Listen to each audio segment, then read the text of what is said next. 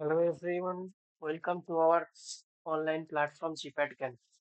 Okay, so students, today it's your first class in our platform.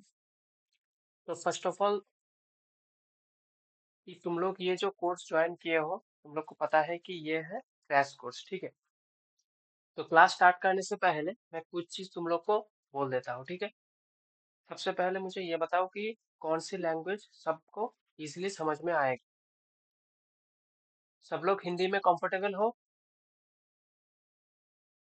Yes और no? Yes, everyone sir. Is comfortable Yes, in sir. Hindi? Okay, तो देखो first of all मैं अपना introduction दे देता हूँ। मेरा नाम है इंद्रजीत और मैं जीपैट क्वालिफाई किया हूँ 2024 में। अभी मेरा एमफार्म चल रहा है, ठीक है। मैं कोई टीचर नहीं हूँ, मैं भी एक फार्माकोलॉजी का स्टूडेंट ही हूँ। ओके, तो क्लास स्टार्ट करने से पहले तुम लोग फटाफट से अपना इंट्रोडक्शन दे दो। तुम्हारा नेम, तुम्हारा अपना नाम, तुम्हारा कॉलेज का नेम और तुम कहाँ से हो, अपना लोकेशन, ठीक है। फटाफट से बता दो, क्योंकि जिसके साथ हम लोग क्लास करेंगे उसको जानना तो चाहिए ना। तो चलो फटाफट से एक एक करके अपना इंट्रोडक्शन दे दो, फिर मैं आज का जो टॉपिक है क्लास है वो स्टार्ट करूंगा। ओके, कोई एक फर्स्ट स्टार्ट करो। साथी दास, तुम बताओ। Good evening, Dada. Myself, Sathi Das. I am from Paschim Medinipur. My college name is Bengal College of Pharmaceutical Science and Research. Currently B.Pharm 7th semester. Okay okay, next next. आरजू कोले। Good evening, sir. Myself Videsh Pole. I am from Johannagar, Howrah. Currently, I am pursuing my Bachelor of Pharmacy, a fourth year student of Calcutta Institute of Pharmaceutical Technology and Allied Health Sciences. Okay okay, Thank you, sir. Next Pritam Maiti. Yes, sir. I am my name Pritam Maiti. I is from Purva Manipur, and I completed B.Pharm from Biju Patnaik University Technology, Odisha, Rourkela. Currently, as a working as a assistant professor uh, in Ganpati University Institute of Pharmacy. Okay, next Nupur तैयारी। तैयारी नहीं, तत्कड़ी। Okay बताओ, Nupur तत्कड़ी। Hi, I'm Nupur Tatkari from Maharashtra. College name Nandit College of Pharmacy. Okay, ठीक है। ये जो तुम मतलब जो भी स्टूडेंट वेस्ट बंगाल से बाहर से हो, तुम लोग को हिंदी में कोई प्रॉब्लम नहीं है। देखो क्लास का जो कंटेंट रहेगा वो मेनली इंग्लिश में रहेगा, पूरा कंटेंट सब कुछ इंग्लिश में रहेगा। और मेरा बोलने का जो मीडियम रहेगा वो हिंदी और इंग्लिश ये दोनों मिक्सअप पे रहेगा, ठीक है। The English is okay. Okay, next है साक्षी।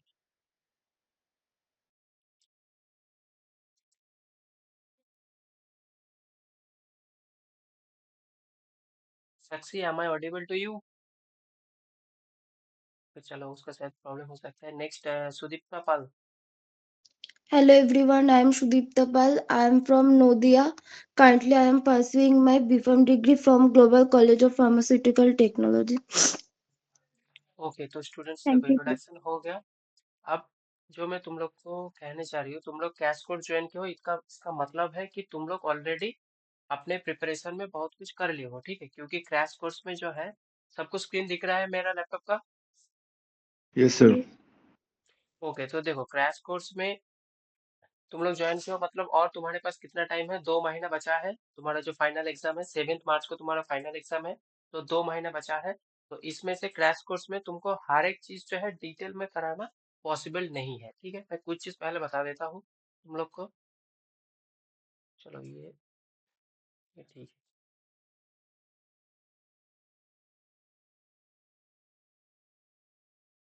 तो तुम लोग इस क्रैश कोर्स के अंदर हम लोग इसमें फोकस करेंगे। देखो सिलेबस जो है तुम्हारा लगभग कंप्लीट हो जाएगा, ठीक है। लगभग तो मान के चल सकते हो कि 80 से 90% सिलेबस तुम्हारा जो है कंप्लीट होगा इसमें।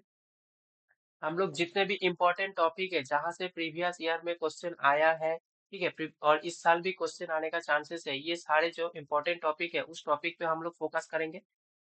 और नेक्स्ट बात है, तुम लोग को रेगुलर जो है लाइव क्लास ज्वाइन करना है। और ऑलरेडी तुम लोग को जो है रिकॉर्डेड लेक्चर शायद मिल गया है, तुम लोग ऐप पे ज्वाइन कर गए हो जो टीचमेट ऐप है।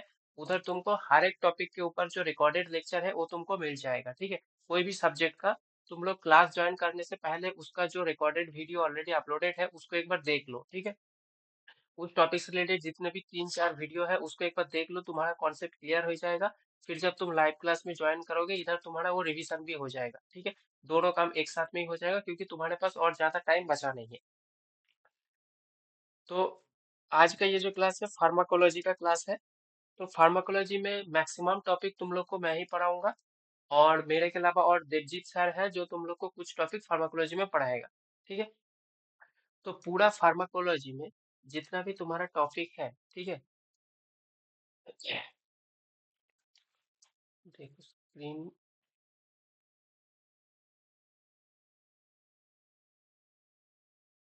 ओके।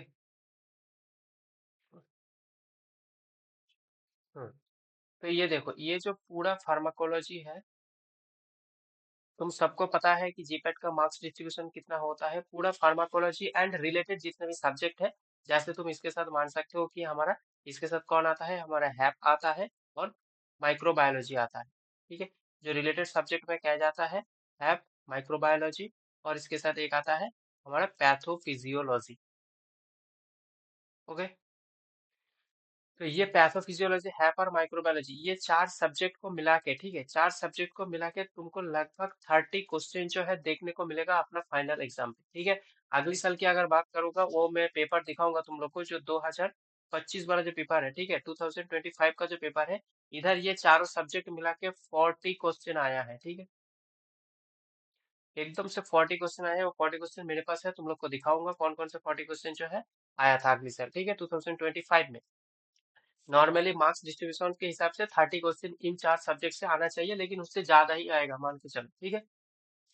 तो इन 4 सब्जेक्ट में से अगर तुम सिर्फ फार्माकोलॉजी देखोगे तो फार्माकोलॉजी में अकेला सिर्फ फार्माकोलॉजी से तुमको 25 से 27 क्वेश्चन मिल जाएगा, ठीक है। अगर 40 के हिसाब से मैं बात करूंगा तो 25 से 27 क्वेश्चन हमारा कोलॉजी से ही मिलेगा, फार्माकोलॉजी, एंड बाकी 10 to 12 क्वेश्चन बाकी इस अलाइड सब्जेक्ट से तुमको मिल जाएगा। और अगर 30 क्वेश्चन की बात किया जाएगा तो इसमें से मिनिमम 20 क्वेश्चन तो तुम्हारा कोलॉजी से आएगा ही। क्लियर है। तो ये एक मेजर सब्जेक्ट है, जितने भी तुम्हारा मेजर सब्जेक्ट है वो सब तुमको कंप्लीट कराया जाएगा। जैसे फार्माकोलॉजी हो गया, उधर से हमारा फार्मास्यूटिक्स में फार्माटेक हो गया, फिजिकल फार्मेसी हो जाएगा, इधर से हमारा केमिस्ट्री में ऑर्गेनिक केमिस्ट्री और एनालिटिकल केमिस्ट्री और फार्माकोग्नोसी, और जो माइनर सब्जेक्ट होता है जैसे जूरिस्प्रूडेंस हो गया, जैसे तुम्हारा ये हैफ हो गया, ये सारे सब्जेक्ट भी तुमको पढ़ाया जाएगा, ठीक है। तो ये पूरे फार्माकोलॉजी के सिलेबस में अगर तुम देखोगे तो सबसे कुछ मैं यूनिट का नाम तुम लोग को बता रही हूँ, तुम लोग भी पहले इसको पढ़े हो बी फार्म में सब लोग। एक जनरल फार्माकोलॉजी जो सबसे ज्यादा इंपॉर्टेंट है और लेंदी भी है। नेक्स्ट हमारा आता है एएनएस आता है, ठीक है। नेक्स्ट ऑटोनोमिक नर्वस सिस्टम, इसके बाद आता है हमारा ऑटोकॉइड आता है। नेक्स्ट इसके बाद आता है हमारा सीएनएस। नेक्स्ट इसके बाद आता है हमारा हार्मोन। सीएनएस के साथ पीएनएस भी आता है इसके बाद। नेक्स्ट हार्मोन के बाद आता है हमारा सीवीएस। नेक्स्ट सीवीएस के बाद आता है हमारा केमोथेरेपी। लगभग इतना यूनिट हमारा फार्माकोलॉजी में है। इन जितना भी मैंने यूनिट का नाम लिखा है इनमें से सबसे इम्पोर्टेंट है ये जनरल फार्माकोलॉजी और लास्ट का ये केमोथेरेपी, ओके। जिसमें मैंने डबल स्टार लगाया, ये केमोथेरेपी और जनरल फार्माकोलॉजी जो है सबसे ज्यादा इंपॉर्टेंट होने वाला है, ठीक है। इससे सबसे मैक्सिमम क्वेश्चन आता है। बाकी हर एक यूनिट से तो क्वेश्चन आता है, इनसे ज्यादा आता है। अब ये केमोथेरेपी का आज क्लास तुम लोगों का होगा 8 बजे से, ठीक है। देवजीत सर ने केमोथेरेपी का क्लास लेगा, उसमें शायद तुम लोग को जो सेफालोस्पोरिन या टेट्रासाइक्लिन कुछ एक टॉपिक जो है तुम लोग को पढ़ाया जाएगा, ठीक है। और उस क्लास में सब लोग ज्वाइन होना, ठीक है। 8 या 8:30 बजे से जो टाइम तुम लोग को ग्रुप में दिया है उस टाइम से केमोथेरेपी का क्लास तुम लोगों का होगा, ठीक है। तो हम लोग पहले स्टार्ट करेंगे जनरल फार्माकोलॉजी से। जो इम्पोर्टेंट टॉपिक है, ठीक है, जितने भी टेबल है, जितने भी हमारा चार्ट है जहां से बार बार क्वेश्चन आया है प्रीवियस ईयर में, ये सब टॉपिक को हम लोग देखेंगे, ठीक है। तो ये जो जनरल फार्माकोलॉजी में है, अभी पूरा एक्सप्लेन करने का टाइम नहीं है मेरे पास, ठीक है। मतलब तुम लोगों के पास नहीं है, मेरे पास टाइम है, मैं एक्सप्लेन कर सकता हूँ, लेकिन तुम्हारे पास ओनली 2 मंथ्स है। इसके अंदर तुम लोग को कंप्लीट करना है, एग्जाम जो है क्वालिफाई करना है, ठीक है। तो पूरा एक्सप्लेनेशन नहीं होगा। अगर तुमको पूरा एक्सप्लेनेशन चाहिए किसी भी टॉपिक का तो जो रिकॉर्डेड लेक्चर है उसको देखो, उसमें एकदम डिटेल से एक्सप्लेन किया गया है हर एक टॉपिक तुम लोग, ठीक है। अच्छा, तो फर्स्ट ऑफ ऑल जो ये जो जनरल फार्माकोलॉजी मैंने बताया, ये जनरल फार्माकोलॉजी में हम लोग को क्या क्या पढ़ना है। फर्स्ट ऑफ ऑल हमको एडीएमई पढ़ना है, ठीक है। कोई भी ड्रग जो होता है उसका एब्जॉर्प्शन, डिस्ट्रीब्यूशन, मेटाबॉलिज्म, एक्सक्रीशन कैसे होता है, एडीएमई। और नेक्स्ट हमारा फार्माको, ये हो गया काइनेटिक्स। और नेक्स्ट हमारा डायनामिक पढ़ना पड़ेगा, जितने भी रिसेप्टर है रिसेप्टर का मैकेनिज्म को समझना पड़ेगा, ठीक है। ये दो ही मेन पार्ट आता है हमारे जनरल फार्माकोलॉजी में। इसमें बहुत छोटा छोटा चीज आता है। जैसे देखो, फर्स्ट ऑफ ऑल जो है एक टेबल मैं तुम लोग को दिखा रही हूँ, ये टेबल बहुत इंपॉर्टेंट है, ठीक है। ये टेबल जो है बहुत इंपॉर्टेंट है, इसको अच्छे से देखो, ज्यादा टाइम नहीं लगेगा।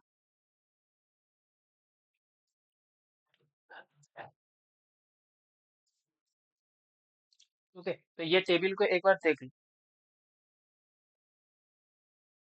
क्या लिखा है, फादर ऑफ फार्माकोलॉजी, ठीक है। ये इंपॉर्टेंट है, ठीक है। फादर ऑफ फार्माकोलॉजी हम किसको कहते हैं, ऑसवाल्ड स्मीडबर्ग को, ठीक है। हम थोड़ा फास्ट बोलेंगे, तुम लोग थोड़ा ध्यान से क्लास को सुनना, ठीक है।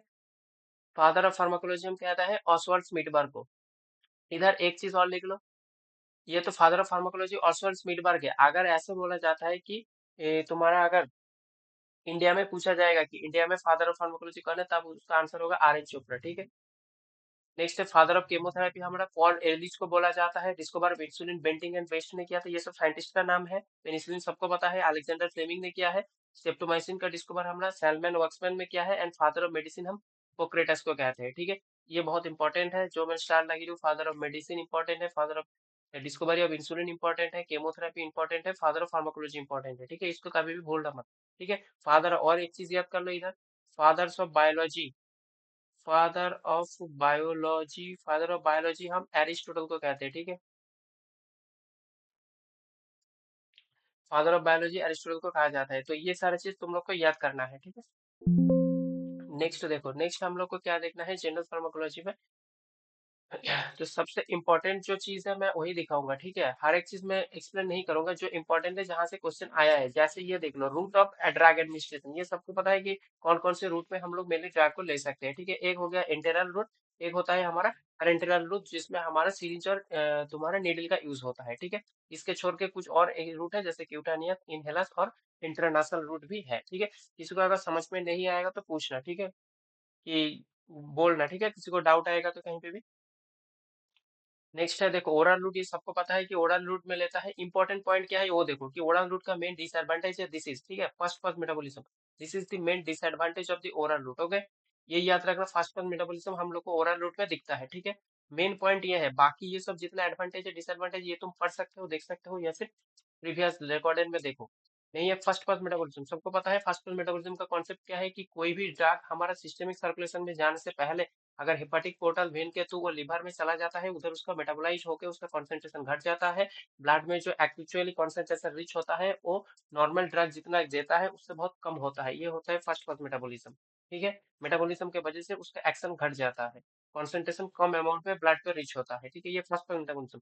इंपॉर्टेंट चीज क्या है, ये कौन कौन सी ड्रग जो है हमारा हाई फास्ट फर्स्ट मेटाबॉलिज्म जिसमें दिखता है, एकदम से इसको याद कर लो अच्छे से, ठीक है। ट्रिक भी इधर लिखा है, इस ट्रिक से तुम याद कर सकते हो, ठीक है। Very important camps.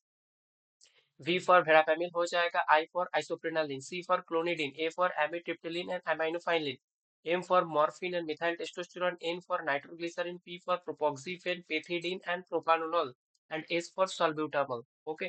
तो ये एकदम से तुमको याद होना चाहिए कि कौन कौन सी ड्रग जो है ये हमारा हाई फास्ट मेटाबॉलिज्म शो करता है, ठीक है। और जितने भी ड्रग हमारा हाई फास्फोरस मेटाबॉलिज्म शो करते हैं उसको हम कभी भी ओरल में नहीं देंगे, हम उसके लिए दूसरा रूट कुछ यूज करेंगे, ठीक है। अदर देन ओरल रूट हम उसके यूज करेंगे। क्लियर है सबको? किसी का डाउट है कुछ? डाउट है किसी का? नहीं है ना? चलो नेक्स्ट जो इम्पोर्टेंट है देखो, नेक्स्ट इम्पोर्टेंट है, अब ये आ गया सबलिंगुअल रूट, ठीक है। नीचे का चीज देखो जो इम्पोर्टेंट है, सबलिंगुअल रूट सबको पता है कि अंडर द टंग टेबलेट को दिया जाता है। इसमें मेन इंपॉर्टेंट क्या है, लीवर बाईपास हो जाता है। दूसरा पॉइंट है हाईली लिपिड सॉल्युबल ड्रग ही हम इधर दे सकता है सबलिंगुअल पे।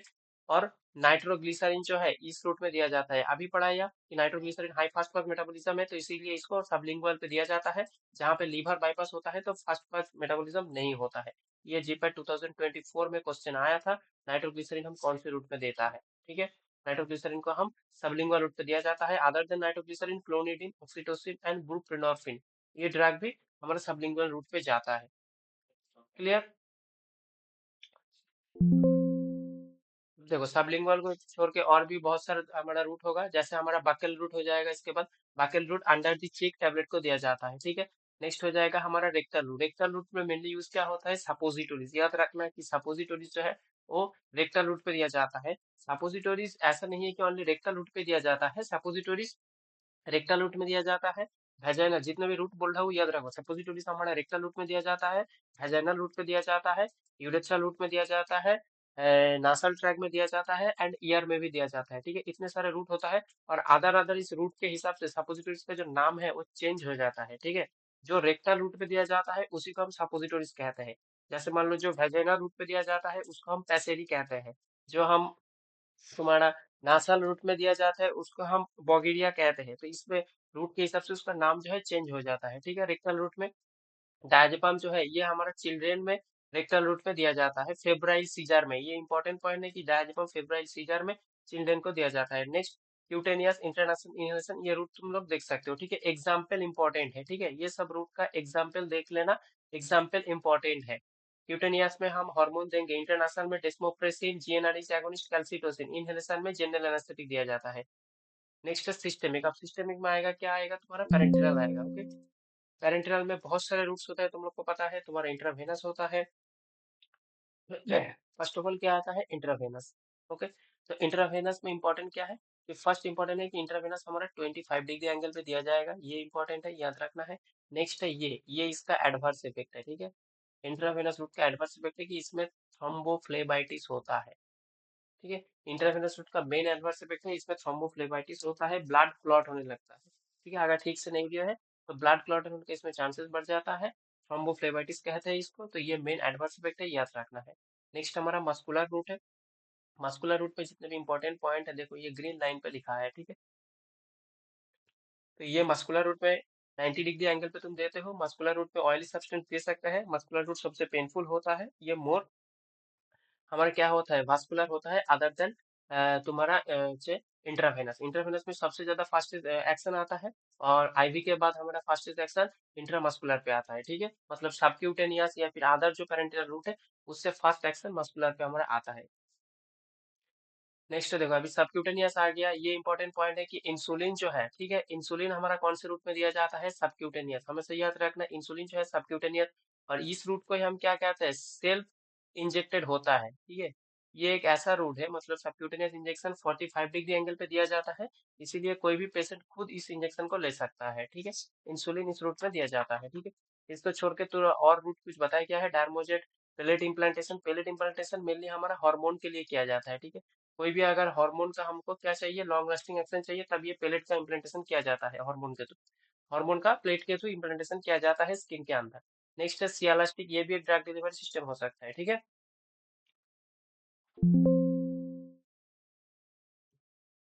इंटरडर्मल, इंटरडर्मल में याद रखना कि इंटरडर्मल हमारा 10 to 15 डिग्री एंगल पे दिया जाता है। और जो बीसीजी वैक्सीन होता है, ठीक है, याद रखना कि जो बीसीजी वैक्सीन जो होता है किसके लिए दिया जाता है, बीसीजी वैक्सीन हमारा टीबी के लिए दिया जाता है, ठीक है। बीसीजी वैक्सीन, और बीसीजी वैक्सीन हमारा इंटरडर्मल रूट पे दिया जाता है, ठीक है। इंटरडर्मल रूट में दिया जाता है। और इसमें जो तुम्हारा वॉल्यूम, कितना हाईएस्ट अमाउंट ऑफ वॉल्यूम तुम इंटरडर्मल में दे सकते हो, वो बहुत ही कम अमाउंट दे सकते हो, लगभग तुम 0.1 ml, इससे ज्यादा तुम इंटरडर्मल में नहीं दे सकते हो, ठीक है। वॉल्यूम, इससे ज्यादा वॉल्यूम इस रूट के तो तुम इंजेक्ट नहीं कर सकते हो। नेक्स्ट है तुम्हारा इंटर आर्टेरियल। इंटर आर्टेरियल कहाँ पे दिया जाता है, इंटर आर्टेरियल जो है ये हमारा आर्टरी पे दिया जाता है, ठीक है, जहाँ पे लोकल एक्शन चाहिए, ठीक है। याद रखना, लोकल एक्शन के लिए आर्टरी में देना पड़ता है, सिस्टेमिक एक्शन के लिए हमको वेन में इंजेक्शन देना पड़ता है, जो आईवी है, ठीक है। और इंटर आर्टेरियल हमारा कहाँ पे दिया जाता है, लोकलाइज एक्शन के लिए दिया जाता है। इंट्राथेकल हमारा स्पाइनल कॉर्ड पे दिया जाता है। नेक्स्ट है इंटर आर्टिकुलर। इंटर आर्टिकुलर है जॉइंट के बीच में दिया जाता है, जहाँ पे साइनोवियल फ्लूइड होता है, ठीक है। इंटर आर्टिकुलर हो गया।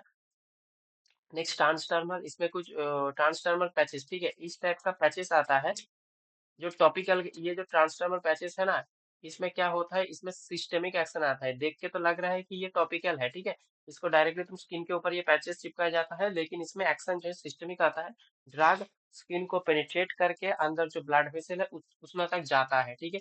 और कौन सी ड्रग इसमें मेनली दिया जाता है, जितने भी हमारा हार्मोन है, ठीक है, अगर कोई हार्मोन की ले रहे हो, हार्मोन का थेरेपी चल रहा है, या फिर तुम्हारा जो फेंटेनाइल हो गया, फेंटेनाइल और रेमिफेंटेनाइल। फेंटेनाइल और रेमिफेंटेनाइल क्या है? ये है हमारा मॉर्फिन डेरिवेटिव, ठीक है। मॉर्फिन डेरिवेटिव जो सीवियर सीवियर पेन के लिए यूज होता है, फेंटेनाइल और रेमिफेंटेनाइल, ठीक है। पैचेस के फॉर्म में यूज होता है। अब देखो कुछ क्वेश्चन इधर दिया है, क्वेश्चन को तुम लोग मुझे आंसर बताओ। अभी तक जितना पढ़ाया, ठीक है, उसके ऊपर है ये क्वेश्चन। तुम लोग मुझे जल्दी से इसका आंसर बताओ। Which of the following route of administration of the drug is associated with phlebitis? GPAT 2010 का क्वेश्चन है, ठीक है, प्रीवियस ईयर क्वेश्चन है। बताओ कौन सा रूट में तुम्हारा फ्लेबाइटिस दिखता है? अभी मैंने पढ़ाया, जितना पढ़ाया वहीं से ये क्वेश्चन है। ओके, सुदीप्ता पाल ने बताया आईवी रूट में, ठीक है, एकदम सही आंसर है कि हमारा जो इंट्रावेनस रूट है उसमें फ्लेबाइटिस दिखता है, ठीक है। नेक्स्ट देखो, नेक्स्ट क्वेश्चन है कि in a relation to buccal and sublingual route of administration which statement is incorrect? Buccal और सबलिंगुअल रूट में तुम ड्रग दे रहे हो तो कौन सा स्टेटमेंट हमारा इनकरेक्ट है? ओके, तो इधर 4 स्टेटमेंट बताया गया है। Option A. अच्छा, आंसर दे दिया साक्षी ने, ऑप्शन ए हो तो बोल दिया, फिर भी मैं एक्सप्लेन करता हूँ। देखो, absorption through epithelium is not affected by partition coefficient, ठीक है। तो इसमें जो एब्जॉर्प्शन है वो पार्टीशन कोएफिशिएंट से अफेक्टेड नहीं होता है, लेकिन ये रॉन्ग है, इनकरेक्ट बोला था। तो यही सही आंसर होगा। क्यों? क्योंकि जो तुम बाकल या सबलिंगुअल रूट में दे रहे हो ना, तब उसमें तुम्हारा ड्रग को ऑब्वियसली क्या होना चाहिए? लिपिड सोल्यूबल होना चाहिए, और लिपिड सोल्यूबल होना चाहिए तो वो पार्टीशन कोएफिशिएंट से अफेक्टेड होता है, ठीक है। पार्टीशन कोएफिशिएंट का मतलब भी तो वही होता है कि कोई भी चीज हमारा कितना एक्वस में सोल्यूबल है, कितना लिपिड में सोल्यूबल है, इसका रेशियो को हम कहते हैं partition coefficient.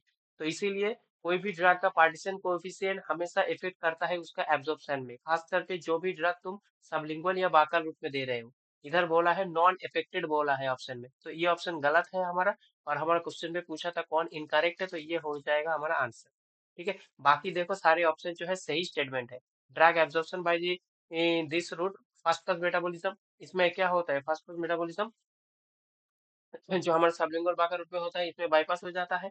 There is an optimal log P for sublingual absorption, ये भी स्टेटमेंट सही है। They are prefer for the anti anginal drug, अभी बताया कि जो नाइट्रोग्लिसरीन है, ठीक है, अभी बताया कि नाइट्रोग्लिसरीन जो है ये हमारा एंटी एंजाइनल है, जो हम लोग इस रूट में दे रहे थे, कौन सा? सबलिंगुअल रूट में दे रहे थे, तो नाइट्रोग्लिसरीन हमारा एंटी एंजाइनल है। नेक्स्ट क्वेश्चन का आंसर बताओ। सब लोग बताओ कमेंट में, ठीक है, आंसर फटाफट बताओ इसका। Which of the IV following routes of administration of the highest bioavailability? Intravenous. Intravenous, ठीक है, सबको पता है कि इंट्रावेनस में हमारा बायोअवेलेबिलिटी कितना होता है? 100% होता है। अगर इंट्रावेनस के बाद पूछा जाएगा कौन से रूट में आएगा, तब ये आएगा आंसर, ठीक है। इंट्रामस्कुलर, फिर आएगा सबक्यूटेनियस, फिर आएगा ओरल, ओरल लास्ट में आएगा। नेक्स्ट नेक्स्ट ये आंसर बताओ। The following agent are available in the transdermal patches except, कौन पैचेस में नहीं यूज होता है?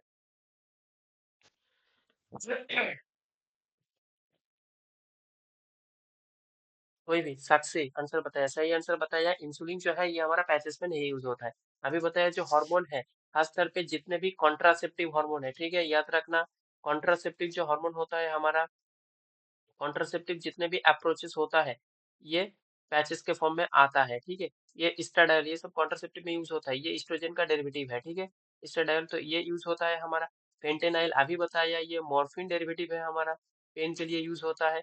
निकोटिन होता है हमारा, जो स्मोकिंग को क्या, स्मोकिंग को रिड्यूस करने के लिए ये निकोटिन का पैचेस भी आता है। स्मोकिंग सीजेशन के लिए यूज होता है, ठीक है, निकोटिन जो है स्मोकिंग सीजेशन के लिए यूज होता है। फेंटेनाइल, स्टेटल, ये सबका पैचेस आता है, लेकिन इंसुलिन का पैचेस नहीं आता है। इंसुलिन को इंजेक्शन ही लेना पड़ता है, तो ये हो जाएगा हमारा राइट आंसर। इंसुलिन क्वेश्चन में एक्सेप्ट पूछा था। नेक्स्ट नेक्स्ट ये आंसर बताओ। The term first pass effect refers to, first pass effect refer to का क्या मतलब होता है?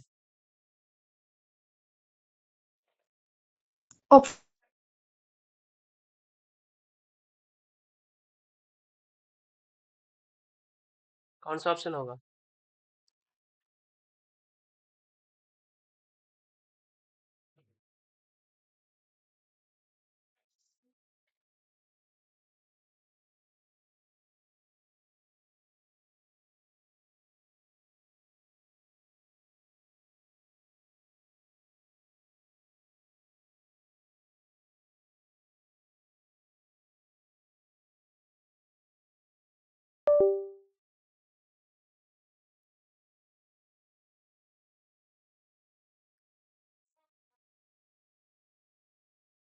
ओके, तो ऑप्शन बी जो है राइट आंसर। वॉइस जा रहे हैं सबके पास? वॉइस में कोई प्रॉब्लम है?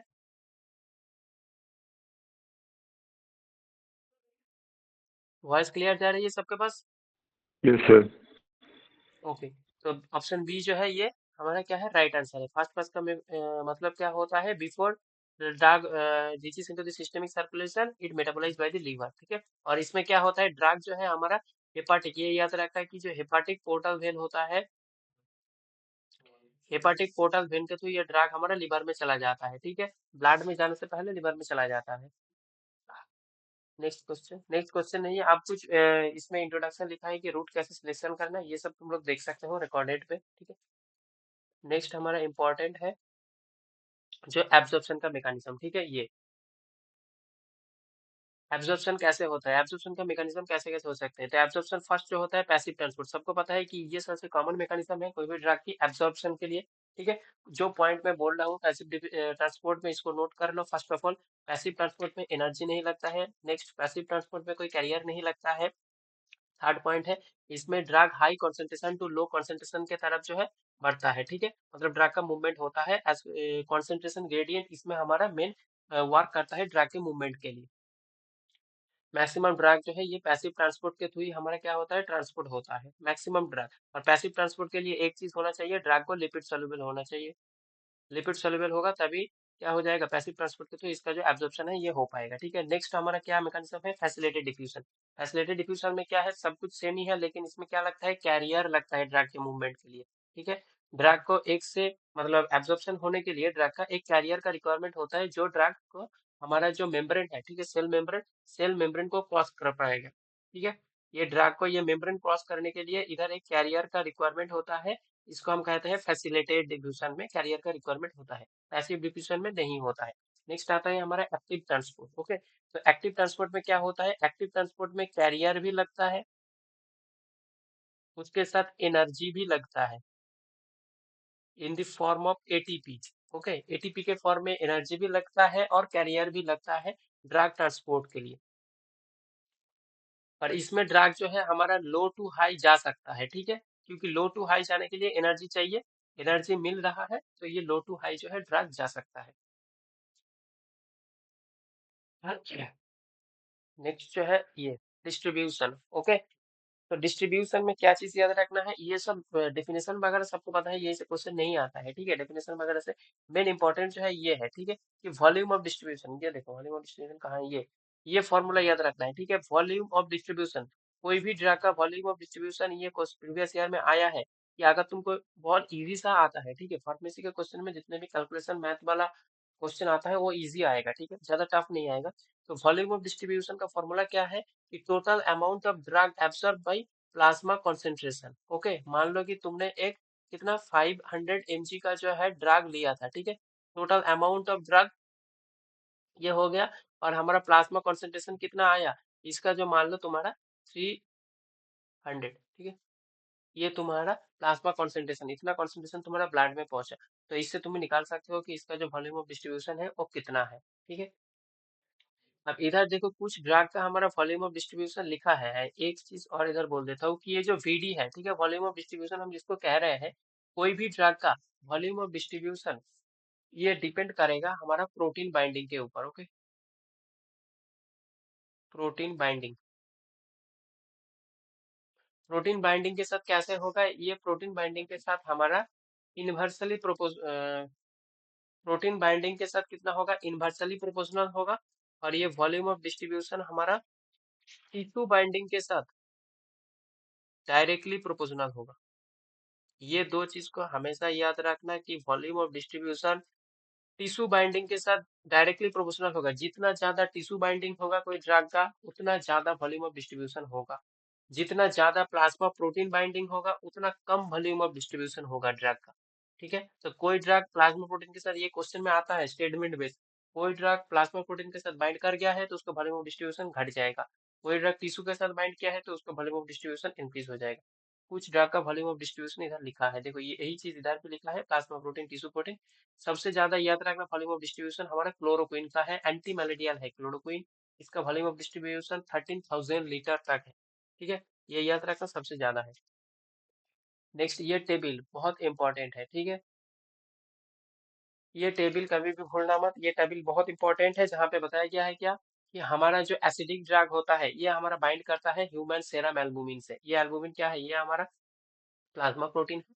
जितने भी एसिडिक ड्रग होता है वो हमारा सेरम एल्बुमिन से बाइंड करता है। एल्बुमिन का भी 4 बाइंडिंग साइट होता है, ठीक है। वो लोग किसी को पता है तो तुम लोग कमेंट करके बताओ एल्बुमिन का जो 4 बाइंडिंग साइट होता है।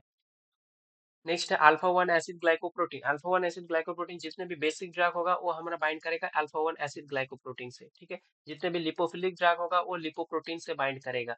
जितने भी हमारा स्टेरॉयड ड्रग होगा वो अल्फा 1 ग्लोब्यूलिन से बाइंड करेगा।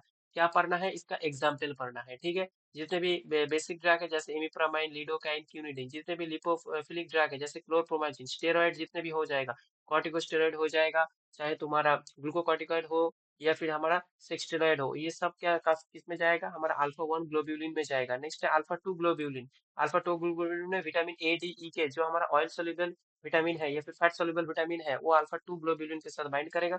हीमोग्लोबिन के साथ हमारा तीन ही ड्रग है, 3 फेनोइकोइन, फेनोबार्बिटल एंड फेनोथायाजिन, ये हमारा हीमोग्लोबिन के साथ बाइंड करता है, ठीक है। ये मॉलिक्यूलर वेट भी हो सके तो याद कर लेना कि ह्यूमन सीरम एल्बुमिन का मॉलिक्यूलर वेट हमारा 65,000 है, ओके। इन दोनों का मॉलिक्यूलर वेट बस, बाकी का करने का जरूरत नहीं है। इन दोनों का मॉलिक्यूलर वेट भी याद रख लेना कि एल्बुमिन का 65 एंड अल्फा 1 एसिड ग्लाइकोप्रोटीन का 44, ओके। तो ये टेबल बहुत इंपॉर्टेंट है। नेक्स्ट है टिश्यू बाइंडिंग। ये पता है कि एक एक ड्रग का एक एक टिश्यू के ऊपर एफिनिटी ज्यादा होता है। जैसे सबको पता है कि पैरासीटामोल लिवर टॉक्सिक होता है, क्यों, क्योंकि पैरासीटामोल हमेशा जाके लिवर के टिश्यू में ही बाइंड कर जाता है, ठीक है। उसका उसके ऊपर एफिनिटी ज्यादा है लिवर के ऊपर, ठीक है। इधर भी लिखा है देखो, paracetamol bind to irreversibly liver tissue के साथ ये बाइंड हो जाता है, ठीक है, जिसकी वजह से लिवर टॉक्सिक आता है। एक एक ड्रग का एक एक टिश्यू के ऊपर ज्यादा एफिनिटी होता है, वो हमेशा जाके उधर ही बाइंड कर जाता है। जैसे आई में तुम देख लोगे कि जो क्लोरोक्वीन है लिखा है, क्लोरोक्वीन जो है ये हमेशा जाके आई में बाइंड करता है, याद रखना। इसीलिए ये रेटिना डैमेज करता है, ओके। रेटिना डैमेज करता है, इसका एक ये डिजीज भी करता है, ठीक है। सब एक्यूट माइलॉइड ऑप्टिक न्यूरोपैथी कहते हैं, ठीक है। ये मेनली कॉज करता है, हमारा क्लोरोक्वीन कॉज करता है, जिसमें रेटिना डैमेज होने लगता है। नेक्स्ट है मेटाबॉलिज्म। मेटाबॉलिज्म में ये दोनों टेबल बहुत इंपॉर्टेंट है, एक्टिव टू एक्टिव मेटाबोलाइट और प्रोडक्ट टू हमारा एक्टिव फॉर्म, ठीक है। कौन कौन सी ड्रग प्रोडक्ट के फॉर्म में है, उसका एक्टिव मेटाबोलाइट का नाम क्या क्या है, और कौन कौन सी ड्रग मेटाबॉलिज्म के बाद एक्टिव टू एक्टिव में ही कन्वर्ट होता है, ठीक है। मेटाबॉलिज्म में देखो तीन चीज है, अच्छा इधर लिखा है। चलो मेटाबॉलिज्म में क्या है कि तीन चीज होता है, एक एक्टिव टू इनएक्टिव में हो सकता है, एक्टिव टू एक्टिव में हो सकता है, और इनएक्टिव टू एक्टिव में भी हो सकता है। तो फर्स्ट ऑफ ऑल जो टेबल है ये हमारा एक्टिव टू एक्टिव मेटाबोलाइट में कन्वर्ट हो रहा है, ठीक है। और ये जो टेबल है ये हमारा प्रोडक्ट जितने भी है उसका एक्टिव मेटाबोलाइट का नाम जो है लिखा है, ठीक है। ये सारे नाम जो है तुम लोग को याद करना है कि प्रोडक्ट कौन कौन सा है, एक्टिव मेटाबोलाइट कौन कौन सा है, ओके क्लियर।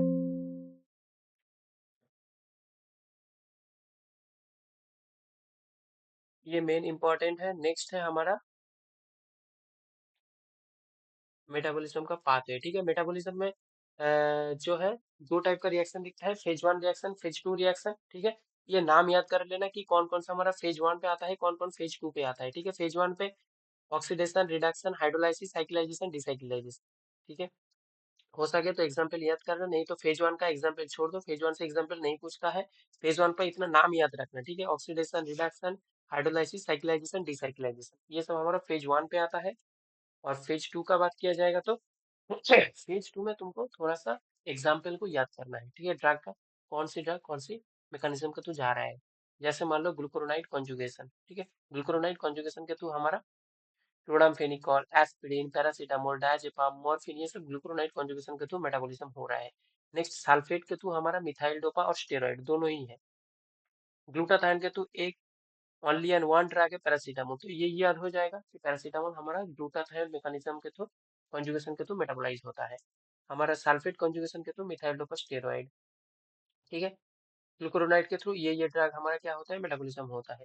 नेक्स्ट आता है amino acid conjugation. Amino acid conjugation के थ्रू हमारा होता है सैलिसाइलेट, एसिटाइलेशन। एसिटाइलेशन के एक ट्रिक है, मैं नेक्स्ट स्लाइड पे दिखाता हूँ। एंड मिथाइलेशन के थ्रू हमारा कौन सा ड्रग होता है, एड्रिनालिन, हिस्टामिन, कैप्रोपिल, ये सब मिथाइलेशन के थ्रू जाता है, ठीक है। ये एक एक क्या है इसका जो तुम्हारा फेज 2 था उसका एक एक मैकेनिज्म है ड्रग को मेटाबॉलिज्म होने का। नेक्स्ट ये है एसिटाइलेशन। ओके, तो एसिटाइलेशन का ये याद कर लेना कि CPC, इससे तुमको याद हो जाएगा कि कौन कौन सी ड्रग हमारा एसिटाइलेशन के थ्रू मेटाबॉलिज्म होता है, ये इंपॉर्टेंट है, ठीक है।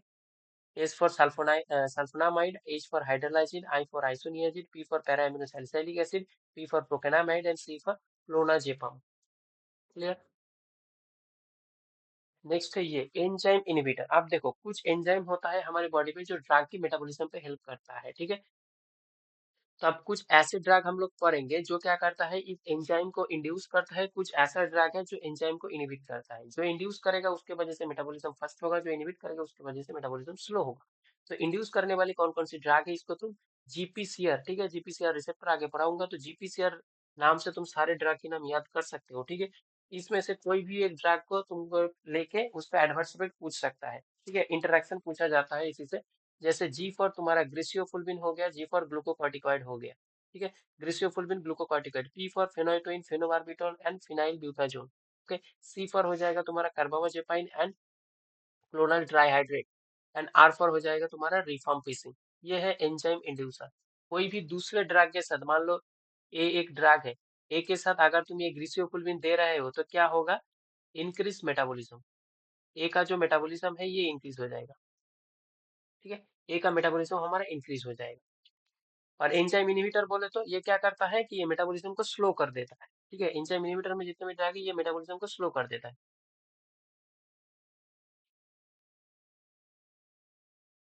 इधर तुम सी से इधर क्या चीज है, CDEF करके ऐसे ऐसे एकदम से पूरा सीरियल वाइज लिखा है अल्फाबेटिकली। सी पर क्या आएगा, सिमेटिडीन आएगा, साइक्लोस्पोरिन आएगा, कैल्शियम ब्लॉकर आएगा। कैल्शियम ब्लॉकर में कौन आएगा तुम्हारा, वेरापेमिल आएगा, ठीक है।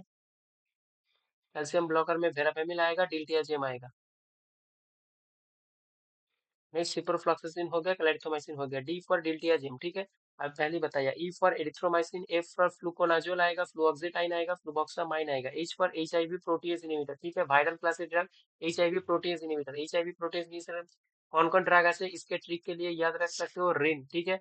आर फॉर रिटोनाविर, रिटोनाविर ये सब HIV protease inhibitor. Indinavir, N for nelfinavir. Next I for isoniazid and itraconazole, K for ketoconazole, M for metronidazole, O for omeprazole, ठीक है। और लास्ट में तुम्हारा शायद ये वैल्प्रोइक एसिड लिखा है, ठीक है। वैल्प्रोइक एसिड जो हमारा एपिलेप्सी में यूज होता है, valproic acid is also an enzyme inhibitor. Clear है, एंजाइम इंड्यूसर और इनहिबिटर का नाम ये इंपॉर्टेंट है, ठीक है। जो इंपॉर्टेंट है क्लास में मैं सिर्फ वही बता रही हूँ, बाकी जितने भी चीजें हो तुम रिकॉर्डेड से देख लेना, ठीक है। अगर कोई भी चीज का तुम्हें एक्सप्लेनेशन चाहिए तो।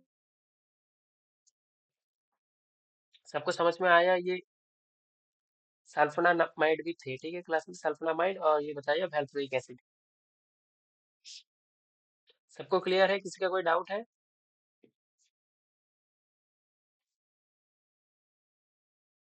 चलो नेक्स्ट हम लोग देखेंगे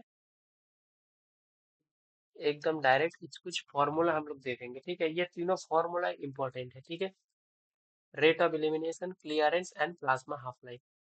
ओके, तो रेट ऑफ एलिमिनेशन हम किसको कहेंगे, जितना अमाउंट ऑफ ड्रग हमारा पर यूनिट टाइम में बॉडी से बाहर जाएगा उसको हम कहेंगे रेट ऑफ एलिमिनेशन। मान लो 50 mg ड्रग बॉडी से पर मिनट में हमारा बाहर जा रहे हैं तो 50 हो जाएगा हमारा rate of elimination, clear. Next है क्लियरेंस। क्लियरेंस में क्या है, ये डेफिनेशन छोड़ो, ये फॉर्मूला याद करो कि क्लियरेंस क्या है, कि rate of elimination by plasma concentration, ठीक है।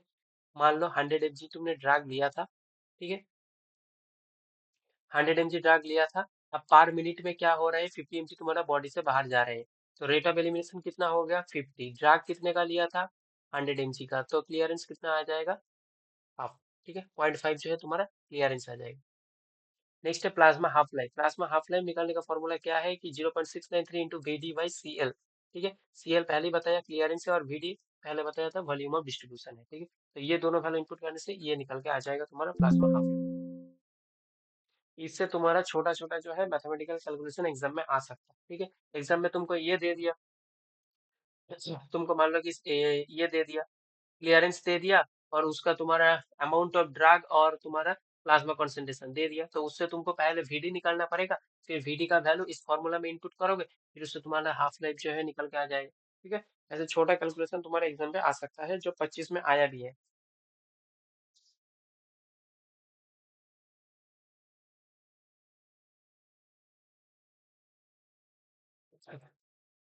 ये होता है हमारा टोटल फार्माकोकाइनेटिक्स, ठीक है। और एक्सक्रिएशन में तुम लोग देख सकते हो कि एक्सक्रिएशन का जो मैकेनिज्म है वो सब लोग को पता है कि तीन प्रोसेस होता है, एक ग्लोमेरुलर फिल्ट्रेशन, एक ट्यूबुलर सिक्रेशन और एक होता है हमारा ट्यूबुलर रीअब्जॉर्प्शन। इसके थ्रू हमारा मैक्सिमम ड्रग जो है बॉडी के बाहर एलिमिनेट होता है, ठीक है।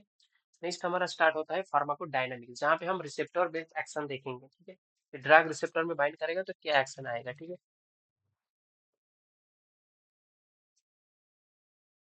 रिसेप्टर, ये रिसेप्टर सबको पता है कि मेनली चार रिसेप्टर जो है हमारे बॉडी पे प्रेजेंट होता है। फर्स्ट है ligand guided, next GPCR, next enzymatic and nuclear. Okay, एक चीज याद रखना, ये सबसे फास्टेस्ट एक्टिंग है। लिखा है, लिखा नहीं है, चलो, ये सबसे फास्टेस्ट एक्टिंग है, जितने भी रिसेप्टर है उसमें से फास्टेस्ट एक्टिंग होता है ये। और अगर सबसे ज्यादा अमाउंट में कौन सा रिसेप्टर हमारे बॉडी में प्रेजेंट है, तो ये ज्यादा अमाउंट में सबसे ज्यादा प्रेजेंट है, ठीक है, जी प्रोटीन का रिसेप्टर। ये दो चीज याद रखना। इम्पोर्टेंट क्या है, मैकेनिज्म और इसका जो एग्जाम्पल है, ठीक है। एग्जाम्पल ज्यादा इम्पोर्टेंट है।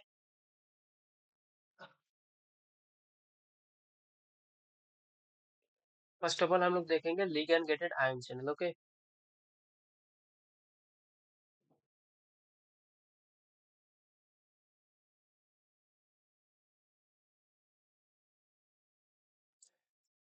तो ये होता है लिगैंड गेटेड आयन चैनल। हमारा लिगैंड गेटेड आयन चैनल का स्ट्रक्चर होता है क्या, पेंटामेरिक स्ट्रक्चर होता है। तुम्हारा दो अल्फा यूनिट रहता है, दो बीटा यूनिट रहता है और एक हमारा गामा यूनिट रहता है, ठीक है।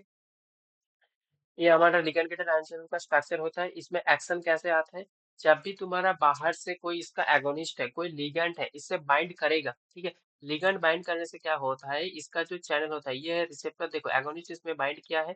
जब भी एगोनिस्ट बाइंड किया है, इसमें जो क्या होता है, चैनल जो है ओपन हो जाता है, जिसके वजह से तुम्हारा आयन का ट्रांसफर होने लगता है, ठीक है। आप कौन सी आयन ट्रांसफर हो रहे हैं उसके ऊपर डिपेंड करेगा इसका इफेक्ट। फिर आयन ट्रांसफर होने के बाद इसका जो सेलुलर इफेक्ट है वो आता है, ठीक है। अगर सोडियम आयन अंदर जाएगा तो तुम्हारा डिपोलराइजेशन होगा, अगर तुम्हारा क्लोराइड जाएगा तो हाइपरपोलराइजेशन होगा, या फिर अगर पोटेशियम बाहर आएगा तो तुम्हारा डिपोलराइजेशन होगा। क्योंकि ये तुम बोलोगे कि सोडियम ही क्यों अंदर जा रहा है, पोटेशियम क्यों नहीं जा रहा है, क्योंकि पोटेशियम जो है वो इंट्रासेलुलरली ज्यादा कॉन्सेंट्रेशन पे प्रेजेंट है, बाहर कम है, इसीलिए वो बाहर आ रही है, सोडियम हमारा अंदर जा रहा है, ठीक है। अब इसका जो एग्जाम्पल है तुमको याद रखना है, ये क्वेश्चन यही से आता है कि लिगैंड गेटेड आयन चैनल जो रिसेप्टर है इसका एग्जाम्पल क्या क्या है, ठीक है। पहले हो गया हमारा एनएमडीए, एनएमडीए जो रिसेप्टर है, एनएमडीए रिसेप्टर हो गया, 5-HT3 हो गया, निकोटिनिक रिसेप्टर हो गया, ये दोनों निकोटिनिक रिसेप्टर है, और गाबा ए हो गया। तो ये चार एग्जाम्पल एकदम दिमाग पे बैठा लो कि ये हमारा लिगैंड गेटेड है, ठीक है। गाबा ए हो गया, निकोटिनिक रिसेप्टर हो गया, 5-HT3 हो गया, एनएमडीए हो गया, ये लिगैंड गेटेड आयन चैनल है, ठीक है। गाबा, अगर क्वेश्चन में ए बी लिखा नहीं है तो लिगैंड गाबा बी जो होता है ये जीपीसीआर होता है, ठीक है। गाबा के टू टाइप का रिसेप्टर होता है, ए हमारा ligand gated ion channel, GABA B GPCR. अगर क्वेश्चन में ए बी लिखा नहीं है तो आंसर लिगैंड गेटेड पे दे देना, क्योंकि मेनली ये ए को ही तुम्हारा इंडिकेट करता है, क्योंकि गाबा बी का जो है ये कम अमाउंट में, बहुत ही लेस अमाउंट में हमारे बॉडी में प्रेजेंट है गाबा बी रिसेप्टर। तो अगर कुछ लिखा नहीं है तो आंसर लिगैंड गेटेड पे दे देना, अगर लिखा है तो ए लिखा है तो लिगैंड गेटेड, बी लिखा है तो जीपीसीआर, ओके।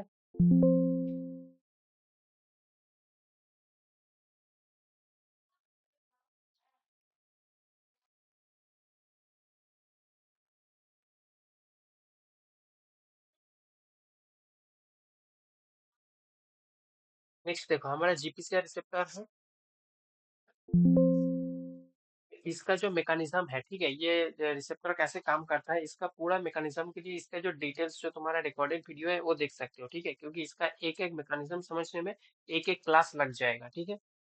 अब उतना टाइम तुम लोगों के पास है नहीं, तो उसके लिए तुम लोग अगर कोई इसका मैकेनिज्म समझना चाहते हो, इसका थ्री मेनली इसका तीन पाथवे होता है, देखो इधर लिखा है, एडिनाइलिन साइक्लेज एक पाथवे होता है, एक IP3 डैग पाथवे होता है, एक हमारा होता है डायरेक्ट चैनल रेगुलेशन, ठीक है। तो ये तीनों पाथवे के लिए, ये तीनों पाथवे देखो अच्छे से इसमें एक्सप्लेन किया गया है, तो तीनों पाथवे के लिए तुम रिकॉर्डेड जो है वो देख सकते हो, ठीक है। नेक्स्ट है हमारा एंजाइमेटिक रिसेप्टर। एंजाइमेटिक रिसेप्टर में एग्जांपल याद रखना कि एंजाइमेटिक टू टाइप का होता है, एक होता है हमारा, क्लियर स्लाइड में बता देता हूँ। एंजाइमेटिक जो रिसेप्टर है, एक होता है हमारा टायरोसिन,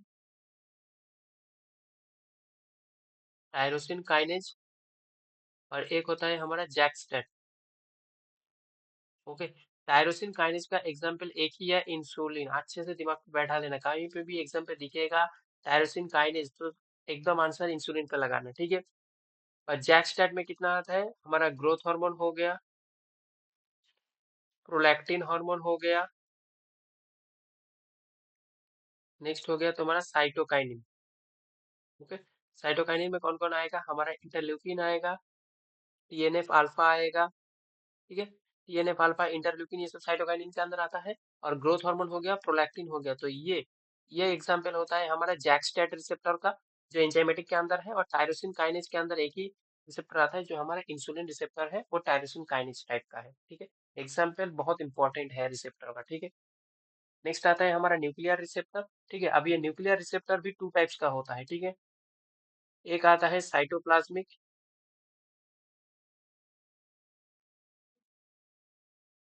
साइटोप्लाज्मिक, दूसरा आता है न्यूक्लियर। न्यूक्लियर का ही एक टाइप होता है तुम्हारा न्यूक्लियर, ठीक है। और एक टाइप होता है हमारा साइटोप्लाज्मिक। साइटोप्लाज्म प्लाज्मिक का मतलब है ये रिसेप्टर हमारा साइटोप्लाज्म में प्रेजेंट है, ठीक है, न्यूक्लियस पे नहीं। और न्यूक्लियर का मतलब है रिसेप्टर एकदम न्यूक्लियस पे ही प्रेजेंट है। एक्चुअली रिसेप्टर को उधर ही होना चाहिए था, न्यूक्लियर में, क्योंकि नाम ही तो वही है ना, न्यूक्लियर रिसेप्टर। लेकिन कुछ कुछ होता है जो साइटोप्लाज्म में प्रेजेंट होता है। After binding to agonist this is go to the nucleus. Okay, cytoplasmic receptor का एग्जाम्पल क्या क्या है, जितने भी हमारा, ठीक है, स्टेरॉयड हार्मोन है, जितने भी स्टेरॉयड हार्मोन है, खास तौर पे कुछ नाम मैं बोल रहा हूँ, जैसे मान लो ग्लूकोकॉर्टिकॉइड। ग्लूकोकॉर्टिकॉइड आता है हमारा कॉर्टिकोस्टेरॉइड के अंदर। और जितने भी हमारा सेक्स स्टेरॉयड है, ठीक है, जैसे तुम्हारा एंड्रोजन हो गया, इस्ट्रोजन हो गया, प्रोजेस्टेरॉन हो गया, ये सबका आंसर, इन सबका रिसेप्टर जो है हमारा साइटोप्लाज्मिक रिसेप्टर है। क्लियर। और न्यूक्लियर रिसेप्टर कितने का है, अदर देन स्टेरॉइड, ठीक है। अदर देन स्टेरॉइड जितने भी हार्मोन है, जैसे तुम मान लो कि थायराइड है, T3 T4 है, ठीक है, हमारा विटामिन डी हो गया, विटामिन ए हो गया,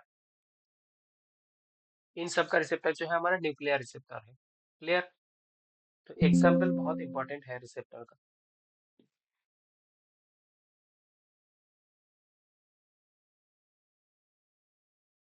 नेक्स्ट है ये साइड जो बहुत इंपॉर्टेंट है, ठीक है।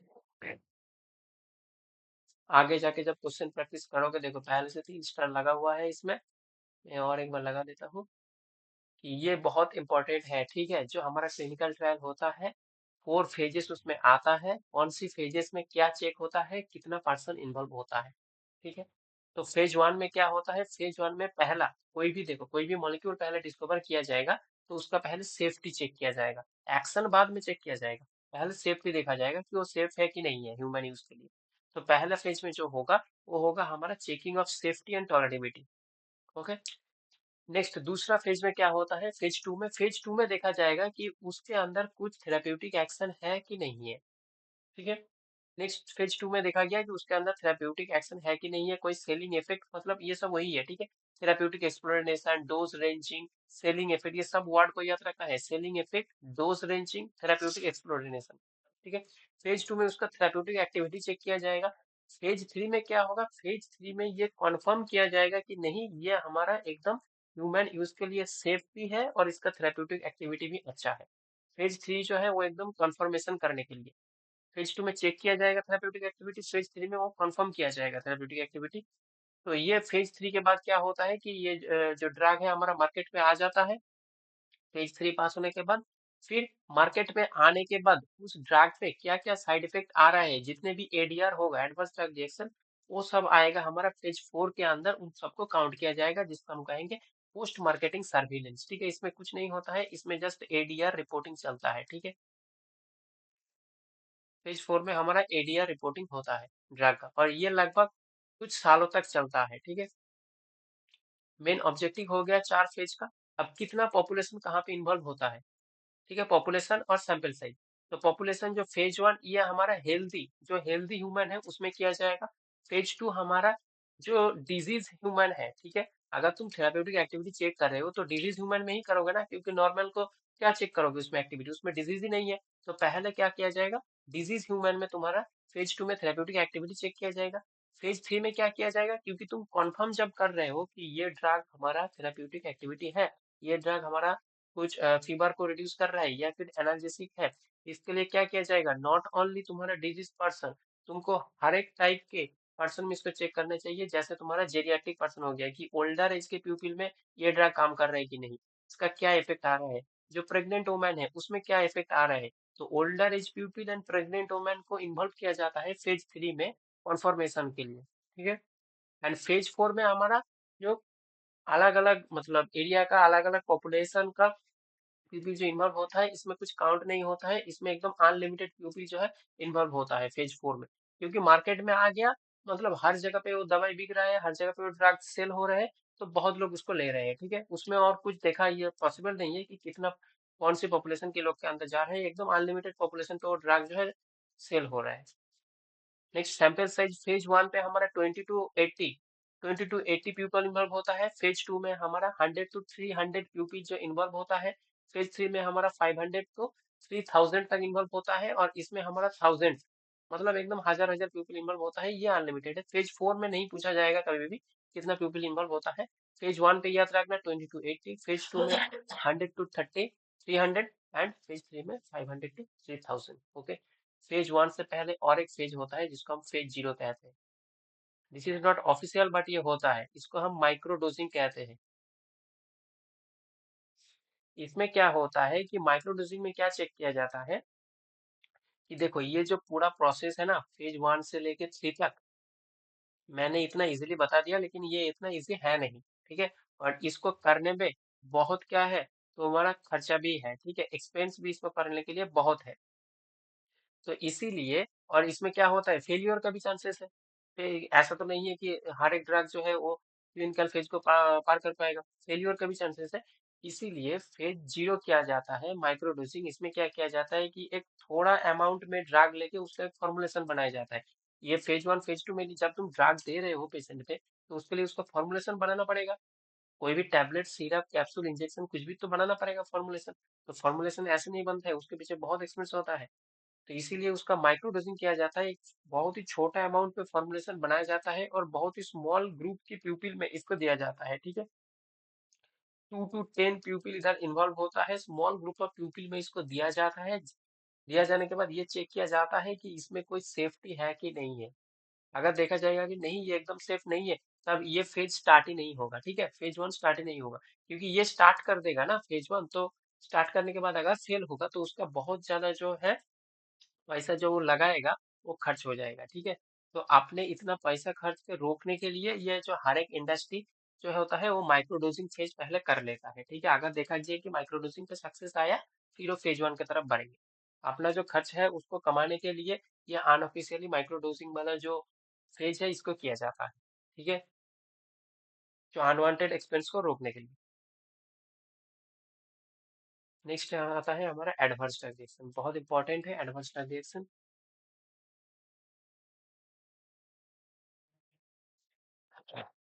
एडवर्स ड्रग हो जाएगा तो तुम्हारा आज का टॉपिक कंप्लीट हो जाएगा, ठीक है। This is your last part. Adverse drug में क्या आएगा, फर्स्ट आएगा, इंपॉर्टेंट है अच्छे से समझना है। एडवर्स ड्रग में क्या होता है, फर्स्ट है अगमेंटेड व प्रेडिक्टेबल या डोज डिपेंडेंट इफेक्ट। मतलब क्या है कि डोज के ऊपर तुम्हारा इफेक्ट डिपेंड करेगा, ठीक है। इसमें दो टाइप आता है, एक साइड इफेक्ट एक टॉक्सिक इफेक्ट। साइड इफेक्ट जो है वो थेराप्यूटिक डोज में ही आता है, ठीक है, और उसको तुम अवॉइड भी नहीं कर सकते हो, ठीक है। जैसे एग्जाम्पल समझ लो कि नैसेड जो है ये तो अल्सर कॉज करेगा ना, जो पैरासीटामोल है या फिर कोई भी इस क्लास की ड्रग है ये अल्सर कॉज करता है, ठीक है। ये थेराप्यूटिक डोज में ही होगा। तुम 500 mg पैरासीटामोल लोगे तब भी तुम्हारा अल्सर कॉज होगा। एक बार लेने से नहीं होता है, लेकिन बार बार लेने से होता है, ठीक है। तो इसको तुम अवॉइड नहीं कर सकते हो। तुम की कैसे अवॉइड करोगे इस अल्सर को, तुमको अगर फीवर हुआ है तुमको पैरासीटामोल लेना ही पड़ेगा और उसकी वजह से तुम्हारा ये होगा। तो इसको तुम अवॉइड नहीं कर सकते हो, ये अनवांटेड है और ये थेराप्यूटिक डोज में ही दिखता है साइड इफेक्ट जो है। लेकिन जो टॉक्सिक इफेक्ट है ना ये हाई डोज पे दिखता है, ठीक है। अगर 500 की जगह तुमने 2000 mg ले लिया, 4 टैबलेट एक साथ में ले लिया है, तब जो तुम्हारा इफेक्ट आएगा वो टॉक्सिक इफेक्ट है और उसको तुम क्या है अवॉइड कर सकते हो। देखो ये दोनों इफेक्ट हमारा डोज के ऊपर जो है डिपेंड कर रहा है, ठीक है। तो ये दोनों इफेक्ट को ही तुम अवॉइड कर सकते हो। पहले वाला इफेक्ट को अवॉइड करना है तो तुमको वो दवाई नहीं लेना चाहिए पैरासीटामोल साइड इफेक्ट को, और टॉक्सिक इफेक्ट को अवॉइड करना चाहिए तो तुमको एकदम से मिनिमम डोज में लेना चाहिए, ठीक है। ये हो गया हमारा डोज डिपेंडेंट इफेक्ट। नेक्स्ट आता है हमारा ब्रिजर या फिर नॉन प्रिडिक्टेबल। ये देखो, ये दोनों जो एडवर्स इफेक्ट है ये तो प्रिडिक्टेबल है, ये तुमको पहले से पता है इसके बारे में। लेकिन जो सेकंड वाला एडवर्स इफेक्ट है ये तुम्हारा नॉन प्रिडिक्टेबल है, तुमको नहीं पता है कि इस ड्रग के तुम लेने की वजह से इस ड्रग को तुम्हारे बॉडी में क्या रिएक्शन आ सकता है। ठीक है, ये प्रिडिक्टेबल नहीं है तुम्हारे लिए। वो आता है हमारा सेकंड में, जिसको हम ब्रिजर या फिर नॉन प्रिडिक्टेबल इफेक्ट कहते हैं। ये ना तो डोज के ऊपर डिपेंड करता है, ना ही ये पहले से प्रिडिक्टेबल है। इसमें दो आता है, एक आता है एलर्जिक रिएक्शन व हाइपर सेंसिटिविटी, और आता है इडियोसिंक्रेसी। ठीक है, तो पहले हाइपर सेंसिटिविटी को हम देख लेंगे, बहुत इंपॉर्टेंट है। हाइपर सेंसिटिविटी, चार टाइप का हाइपर सेंसिटिविटी रिएक्शन दिखता है, type 1, type 2, type 3, type 4। Okay, जो इंपॉर्टेंट जिस चीज में पॉइंट पे लाते हो उसको देखो। टाइप 1, टाइप 2, टाइप 3 तीनों हमारा ह्यूमोरल मीडिएटेड होता है, टाइप 4 हमारा सेल मीडिएटेड होता है। ठीक है, कौन सी एंटीबॉडी इन्वॉल्व होता है? टाइप 1 में आईजीई होता है। 5 टाइप का एंटीबॉडी होता है, सबको पता है, गेम्ड। ठीक है, 5 टाइप का एंटीबॉडी होता है, GAMED। ओके, तो आईजीई होता है टाइप 1 में, टाइप 2 में आईजीजी और आईजीएम एंटीबॉडी इन्वॉल्व होता है, टाइप 3 में हमारा एंटीजन एंटीबॉडी कॉम्प्लेक्स बनता है, इधर भी हमारा इन्वॉल्व होता है आईजीजी। और टाइप 4 में हमारा टी लिम्फोसाइट सेल, ठीक है, डिले टी लिम्फोसाइट सेल जो होता है इन्वॉल्व होता है, T lymphocyte cell, T lymphocyte cell इसमें इन्वॉल्व होता है। Next, typical manifestation. टाइप 1 में तुमको प्रॉब्लम क्या दिखेगा? ये प्रॉब्लम दिखेगा, जैसे anaphylaxis reaction, asthmatic problem, atopic dermatitis. ठीक है, अगर कोई ड्रग तुमने लिया, तुमको इस टाइप का कुछ प्रॉब्लम आ रहा है तो समझना वो टाइप 1 हाइपरसेंसिटिविटी रिएक्शन है। ठीक है, एनाफाइलेक्सिस या फिर एस्थमा या फिर एटोपिक डर्माटाइटिस जो है, ठीक है, जो पेनिसिलिन में आता है, जेरिस एक्जिमा रिएक्शन, वो भी तुम्हारा टाइप 1 ही है। नेक्स्ट हमारा टाइप 2 में, टाइप 2 में ये सिम्टम्स तुम्हारा देखेगा, जैसे ट्रांसफ्यूजन रिएक्शन, आरएच इनकॉम्पेटिबिलिटी, या फिर तुमको एनीमिया हो रहा है, हिमोलाइटिक एनीमिया, ये सब टाइप 2 में दिखता है। टाइप 3 में क्या होता है? आर्थस रिएक्शन, सेरम सिकनेस, तुम्हारा रियोमेटॉइड आर्थराइटिस, जो स्टीफन जॉनसन सिंड्रोम होता है। ठीक है, स्टीवन जॉनसन फेमस है, स्टीवन जॉनसन सिंड्रोम, वो भी टाइप 3 में ही दिखता है। नेक्स्ट टाइप 4 में हो गया तुम्हारा ट्यूबरक्यूलिन टेस्ट हो गया, कॉन्टैक्ट डर्मेटाइटिस हो गया, टीबी व लेप्रोसी टाइप का कुछ प्रॉब्लम आ रहा है, तो ये सब हमारा टाइप 4 के वजह से हो रहा है। ठीक है, तो इसमें क्या तुमको याद रखना है, इस पूरा टेबल में कौन सा हाइपर सेंसिटिविटी में कौन सा एंटीबॉडी इन्वॉल्व होता है, ये याद रखना है। और जो होता है क्या प्रॉब्लम उसमें दिखता है। ठीक है, क्वेश्चन में ऐसे पूछा जाता है कि एनाफाइलेक्सिस रिएक्शन कौन सी हाइपर सेंसिटिविटी में दिखता है, आरएच इनकॉम्पेटिबिलिटी कौन सी हाइपर सेंसिटिविटी में दिखता है, ठीक है, तुम्हारा सेरम सिकनेस कौन सी हाइपर सेंसिटिविटी में दिखता है। तो इसीलिए तुमको ये लास्ट का जो लिखा हुआ है टिपिकल मैनिफेस्टेशन, ये सब तुमको याद होना चाहिए, और उसके साथ एंटीबॉडी कौन सा इन्वॉल्व हो रहा है ये याद होना चाहिए। ठीक है, नेक्स्ट आता है इडियोसिंक्रेसी लिखा। अच्छा, इडियोसिंक्रेसी लिखा नहीं है, चलो इडियोसिंक्रेसी क्या होता है? इडियोसिंक्रेसी होता है कोई भी एक ड्रग का क्या specific effect, specific adverse drug reaction due to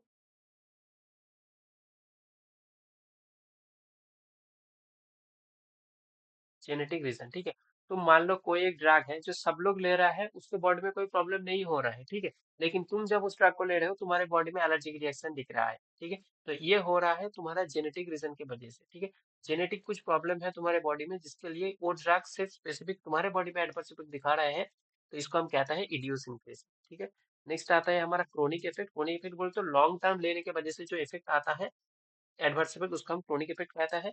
जैसे टीबी का ड्रग क्या होता है, लॉन्ग टर्म लिया जाता है, ठीक है, मिनिमम 1 ईयर तक लिया जाता है, इसीलिए ये इफेक्ट इसमें दिख सकता है। डिले इफेक्ट, डिले इफेक्ट, कोई ड्रग तुमने आज लिया 2 साल बाद उसका प्रॉब्लम आ रहा है, delay effect. End of use, ठीक है, एंड ऑफ यूज, कोई ड्रग तुम ले रहे थे अचानक सडनली बंद कर दिया उसको लेना, उसके वजह से जो दिखेगा वो तुम्हारा विथड्रॉल इफेक्ट होता है। ठीक है, विथड्रॉल इफेक्ट कहाँ पे दिखता है, लिख के रखो, क्लोनिडिन। ठीक है, फ्लोनिडिन ये हाइपरटेंशन के लिए यूज होता है। ये हमारा अल्फा 2 रिसेप्टर एगोनिस्ट है। इसमें हमारा इमिडाजोल रिंग प्रेजेंट होता है। ये सब क्वेश्चन है एक एक, ठीक है, इमिडाजोल रिंग क्लोरिडीन पे प्रेजेंट होता है, ये अल्फा 2 एगोनिस्ट है, ये हाइपरटेंशन में यूज होता है। ये सेंट्रली एक्टिंग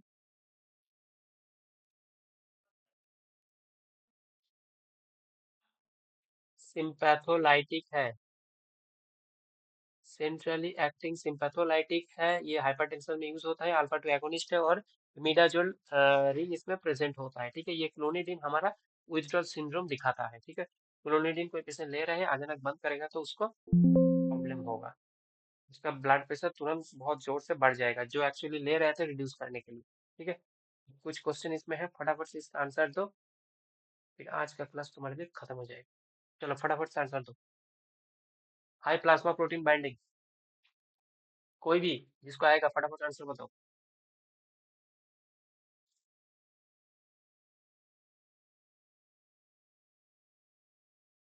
रिक्ता मंडल फर्स्ट क्या बताया? Option A, plasma protein binding ज्यादा होगा तो क्या हो जाएगा? वॉल्यूम। प्लाज्मा प्रोटीन ज्यादा होगा तो वॉल्यूम ऑफ डिस्ट्रीब्यूशन बढ़ेगा, ये तुम गलत बोल रहे हो रिक्ता। प्लाज्मा प्रोटीन ज्यादा होगा तो ड्रग का वॉल्यूम ऑफ डिस्ट्रीब्यूशन घटेगा, ड्रग का जो ड्यूरेशन ऑफ एक्शन है वो बढ़ेगा। ठीक है, generally makes the drug long acting. Okay, D option is the correct होगा।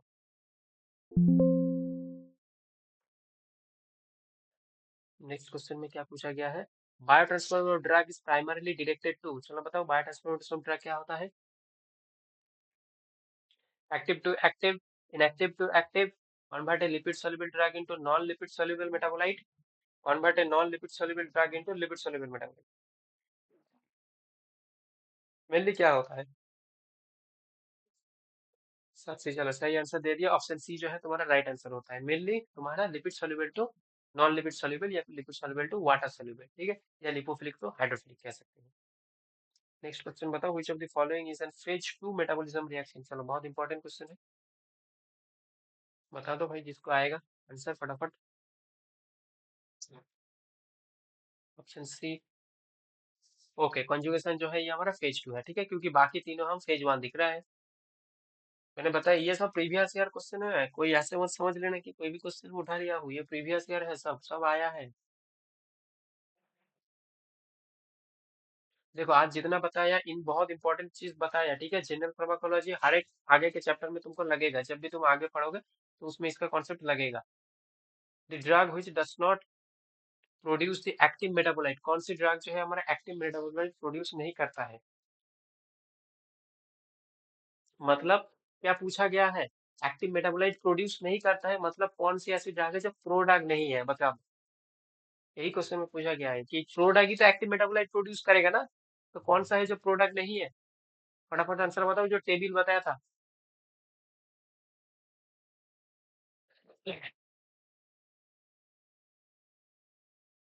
कोई बी बोल रहे हो, कोई डी बोल रहे हो। नूपुर बी बोल रहे हैं, चलो बाकी लोग क्या बोल रहे हैं? मुझे तुम लोग का कमेंट दिख नहीं रहा है।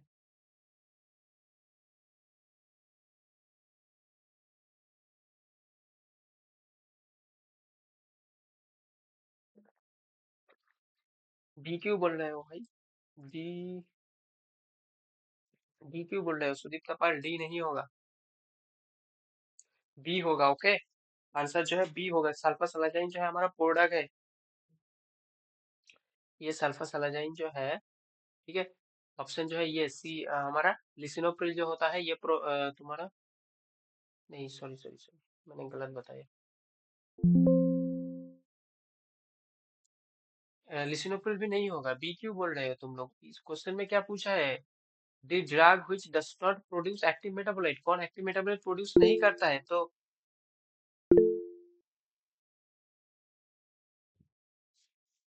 तुम सब लोग ए बोलने लगे हो, पहले डी बोले हो, फिर बी, कोई सी बोल रहा है, कोई ये बोल रहा है। ठीक से क्वेश्चन को समझो और आंसर बताओ।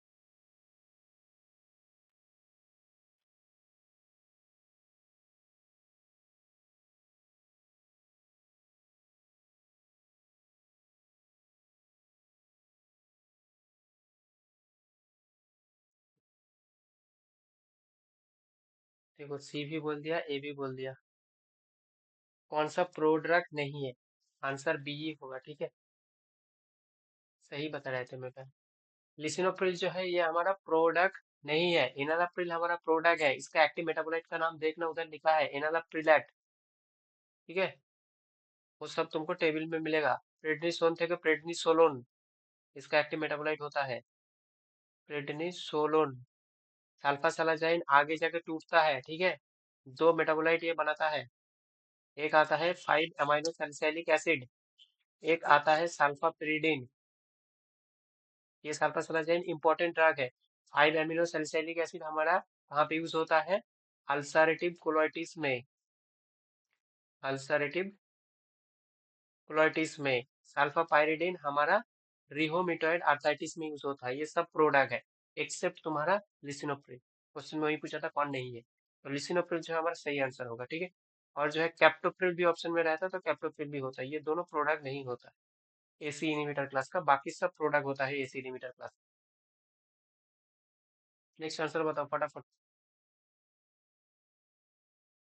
The most commonly occurring conjugation reaction of the drugs in metabolism.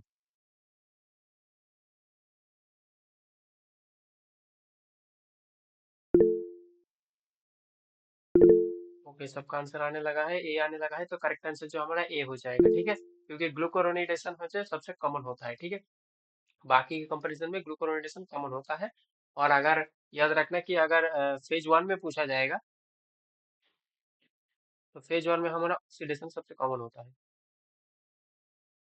Phase 1 में ऑक्सीडेशन कॉमन होता है, फेज 2 में ग्लूकोरोनेडेशन जो है सबसे कॉमन होता है। नेक्स्ट क्वेश्चन बताओ। Which of the following types of the drug metabolizing enzyme? Which of the following types of metabolizing enzyme are include?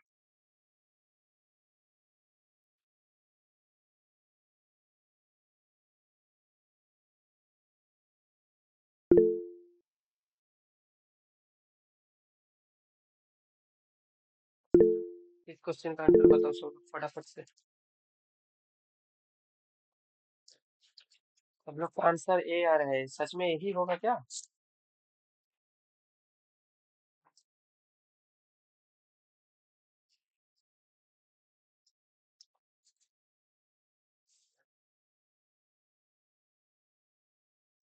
Answer दिया है कि माइक्रोसोमल एंजाइम। ओके, तो आंसर जो है करेक्ट है। मेनली हमारे ड्रग के मेटाबॉलिज्म के लिए जो रिस्पॉन्सिबल होता है वो माइक्रोसोमल एंजाइम ही होता है। लेकिन मेनली माइक्रोसोमल होता है, ये तो कहीं पे नहीं बताएगा कि नॉन माइक्रोसोमल यूज नहीं होता है। तो मेरे हिसाब से आंसर जो है बोथ होना चाहिए। ठीक है, कि माइक्रोसोमल और नॉन माइक्रोसोमल दोनों टाइप का एंजाइम जो होता है वो हमारा ड्रग के मेटाबॉलिज्म में इन्वॉल्व होता है। ठीक है, बोथ टाइप का एंजाइम इन्वॉल्व होता है, मेनली माइक्रोसोमल होता है। ठीक है, ये याद रखना कि मेनली माइक्रोसोमल होता है। इधर तो बोला है कि which of the following type of drug metabolising enzyme are include, और बोथ ऑप्शन में भी दिया है। अगर ऑप्शन में नहीं रहता फिर माइक्रोसोमल बोलता तो ठीक है। ठीक है, माइक्रोसोमल एंजाइम का जो सबसे बड़ा एग्जांपल है वो होता है हमारा साइटोक्रोम P450 क्लास के एंजाइम। ठीक है, ठीक है, इस क्लास में एक चीज नोट में है, देख लेना। साइकोपोम P450 क्लास में कुछ एंजाइम आता है इंपॉर्टेंट वाला, जैसे CYP2D6 मॉर्फिन मेटाबॉलिज्म करता है। ओके, CYP3A4 ये हमारा 50% ड्रग का मेटाबॉलिज्म यही करता है। CYP2C9 वारफेरिन का मेटाबॉलिज्म करता है। नेक्स्ट बताओ। थेराप्यूटिक इंडेक्स, अच्छा ये बोलना भूल गया था, थेराप्यूटिक इंडेक्स बता दो। ये तो इजी चीज है, आई थिंक तुम लोग को आता है सबको।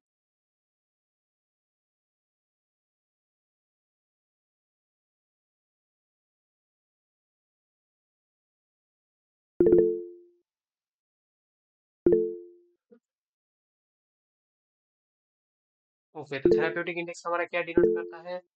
बी कौन बोल रहे हो भाई? शुभाशीष, बी नहीं होगा बाबू। ओके, बी नहीं होगा, आंसर जो है ए होगा। Therapeutic index LD50 by ED50। ठीक है, LD50 बोले तो जो लेथल डोज है, ED50 बोले तो हमारा इफेक्टिव डोज है। जो 50% पॉपुलेशन के लिए लेथल है वो LD50 है, जो 50% पॉपुलेशन के लिए इफेक्टिव है वो ED50 है। इसका रेशियो को हम थेराप्यूटिक इंडेक्स कहेंगे। ये सेफ्टी के लिए डिनोट किया जाता है। ठीक, ये सेफ्टी डिनोट करता है। थेराप्यूटिक इंडेक्स हमारा सेफ्टी डिनोट करता है, पोटेंसी नहीं। ये याद रखना, कोई भी ये मत भूल करना कि पोटेंसी डिनोट करता है, नहीं, ये हमारा सेफ्टी डिनोट करता है थेराप्यूटिक इंडेक्स। नेक्स्ट क्वेश्चन है, फटाफट आंसर बताओ। All of the following agent are interaction the nuclear receptor except. अच्छा कौन सा न्यूक्लियर रिसेप्टर पे काम नहीं करेगा बताओ?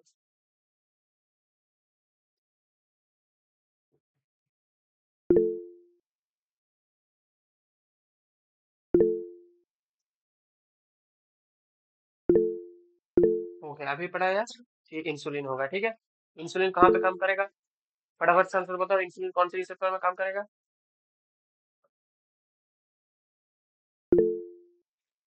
टायरोसिन। ओके, टायरोसिन काइनेज पे इंसुलिन काम करेगा, बाकी ये सब हमारा न्यूक्लियर पे काम करता है।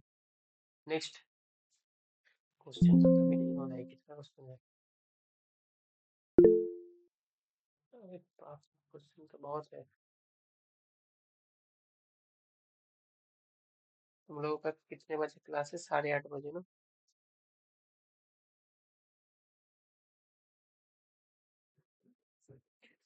ओके, 9 बजे से होगा बताइए। चलो इतना तक करेंगे। चलो फटाफट आंसर दो। Following the example is the physiological antagonism.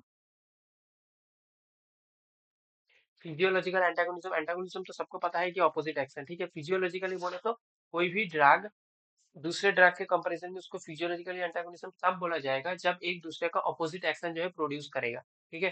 कोई मान लो रिलैक्सेशन कर रहा है, दूसरा ड्रग वही सेम जगह पे कॉन्ट्रैक्शन कर रहा है, तो उसको हम फिजियोलॉजिकल एंटागोनिज्म कहेंगे, ठीक है। अब बताओ फटाफट से आंसर क्या होगा इसका फिजियोलॉजिकल एंटागोनिज्म का?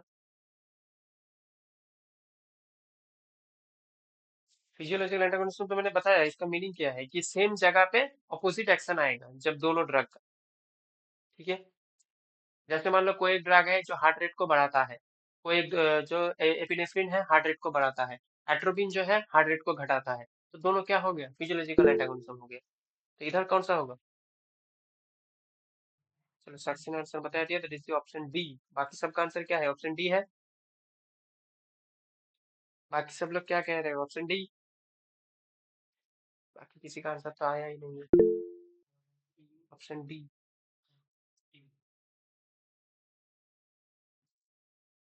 देखो इसका आंसर जो है ऑप्शन डी होगा, ठीक है। एड्रीनालिन।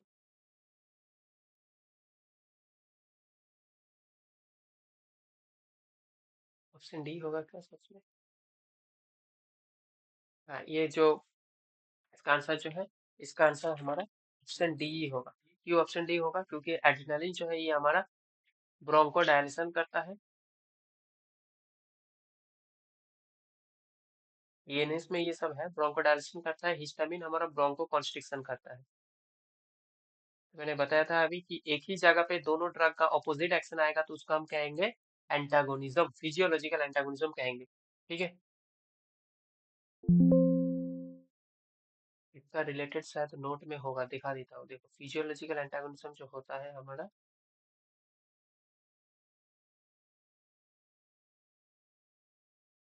फिजियोलॉजिकल एंटागोनिज्म कहाँ गया?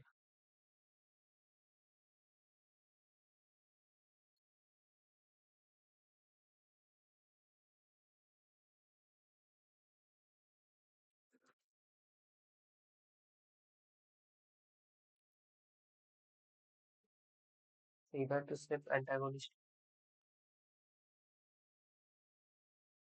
फिजियोलॉजिकल एंटागोनिस्ट नहीं है। ये देखो इस स्लाइड में तुम्हारा लिखा है सब कुछ, ठीक है।